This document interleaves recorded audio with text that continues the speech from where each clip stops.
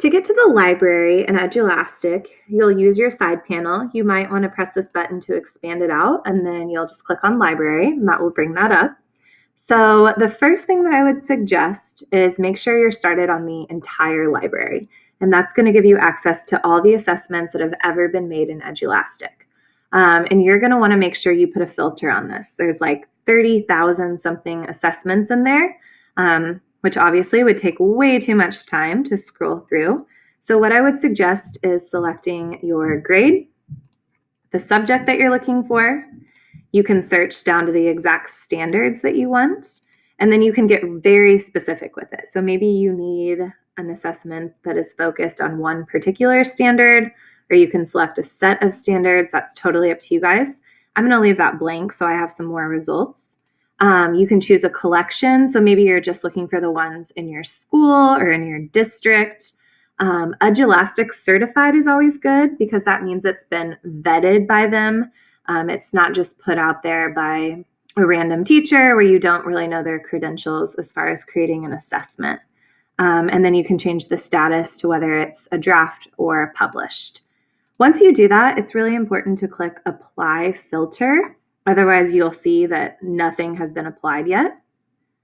So once I click that, then I'll be able to see all the assessments that fit with those filters. So obviously, this one was created by Desi. I can see that it's been used 275 times, which is a lot. So that would be something that maybe I would be interested in.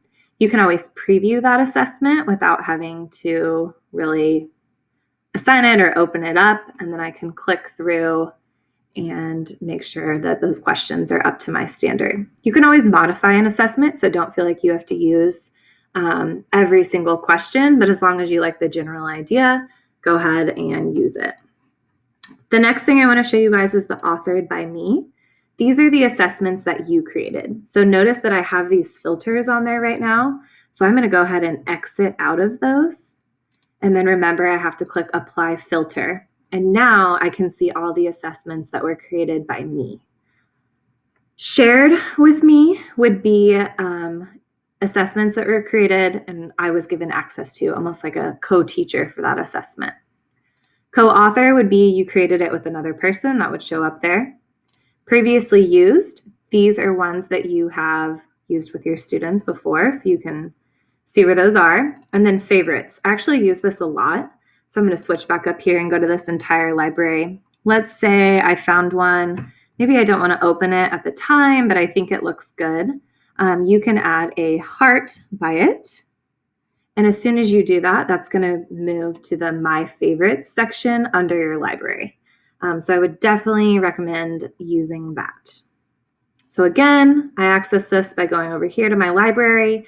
I would start with the entire library, make sure you're using your filters and clicking Apply Filters, and then you can start finding ones that you like.